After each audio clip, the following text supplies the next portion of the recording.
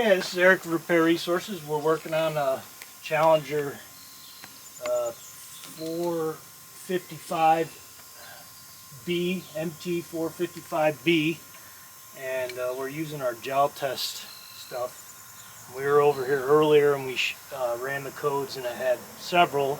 Only one came back, cleared it out. One came back, it was a code 23. We'll show you that here in a second if it's still there. Okay, Eric Repair Resources. We're working on this Challenger MT455B, and we just added our ag package to our jaw test software, and we had to buy a cable. Actually, it's the same cable as a Massey Ferguson. So we're going to go in here and scan the transmission. That's what's got codes on this. Won't move. Okay, and then read the fault codes. So, had a code 23, which it still does. So we click on this here, little question mark, and it gives us a list of different, components related to this fault code. And the first one we did on the list was this reverser lever. They call it a reverser lever, but it's the shuttle shift, forward, neutral, reverse.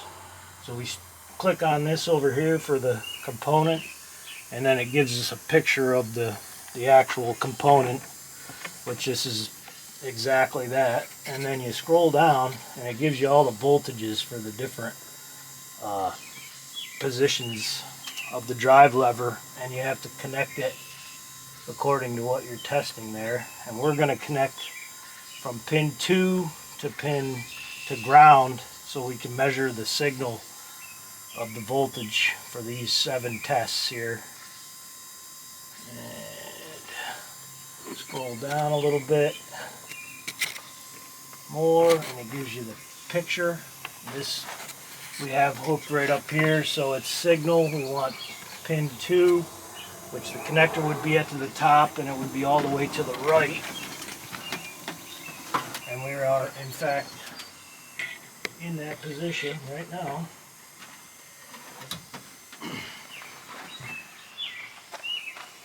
So right now we're in the neutral position. And here's our voltmeter on voltage. And so we're going to scroll back up. And we measured this before when we were here, and we got the lever in the neutral position. We were not getting 0.23. That's absolutely where it should be. 0.23. Before we were getting 1.5 volts when it was in neutral. So something changed here. We may be able to clear the codes and actually get this thing to move. But we're going to go through the whole list. So the first of the list at the top here would be reverse drive lever in the forward raised position. So this should be like that. When you raise it all the way up, you should have a voltage, and we do. And it's 2.14 to 2.47. We're at 230. See that change? That should be anywhere across the top of the range like this, and it's staying steady, so that's correct. So the next one on the list is drive in the forward position, and if you look at this, you can push it up and down when you're in that position. That's plus, so that should be 3.7 to 3.19, and that's perfect. That's 3.97. So in the middle, it should be 338 right there. That's perfect. And then we're going to go to the negative. Should change. 0.94, yeah, right in the middle of 0.75 and 3.12. So, and then to the neutral, this is 0.24.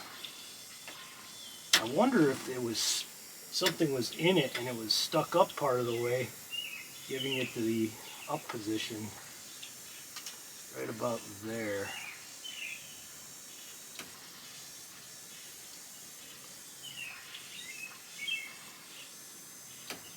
That's weird.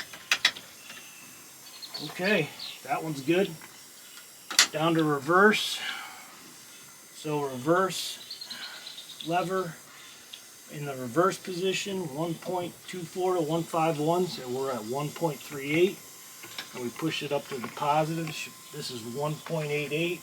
It's supposed to be 1.75 to 2.04. That's right on. And then the negative would be 0.81 to 0.104, and we're at 0.92. So that is working perfectly. So we're going to clear this out and see if this thing works, because this is acting differently now. Very possible that they get hay and stuff in them and stop working. Alright. Close this. Clear the fault codes. Check. Close that out. Fault codes right now. We have none. Alright.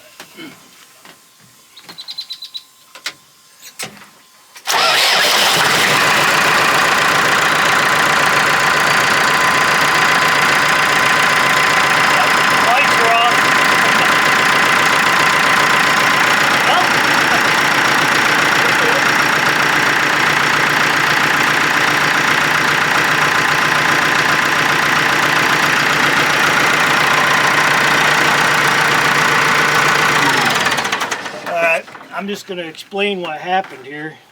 The first time we were here and measured this, it had this fault code and it measured wrong in the neutral position, and something changed inside of the switch.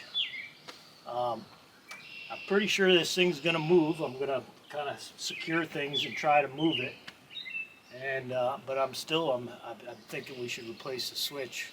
You know, I think it's going to fail again, but we'll see. Maybe I could talk to the customer and see if they want to chance it and run it like this, but let's see if it moves.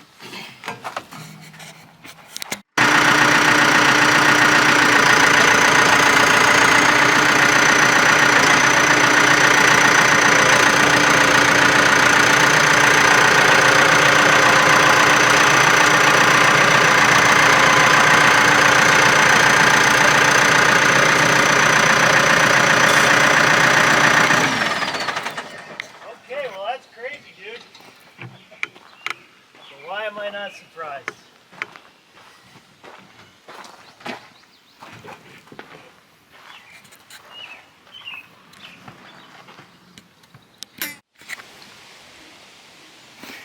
Okay, this is Eric at Repair Resources. We're getting back to this Challenger tractor here. We're changing this shuttle shift. That's what I call it. They got a different name for it. It's got a 6-pin connector to it. We were testing it the last time we were here, and it was testing 2 volts in the neutral position, and it's supposed to be down by close to 0, like 2.25 to 0.4 volts, I think it was. So we got the new one, just popped it off the steering column here, goes right here. And there's the new one, so we're going to pop this in there. Now mind you, the last time we were here, we shot a video and it actually started testing good right in front of us. And the tractor moved, but we're doing our due diligence. We're putting a new one in, so here it is. And I'll put it in and see what happens.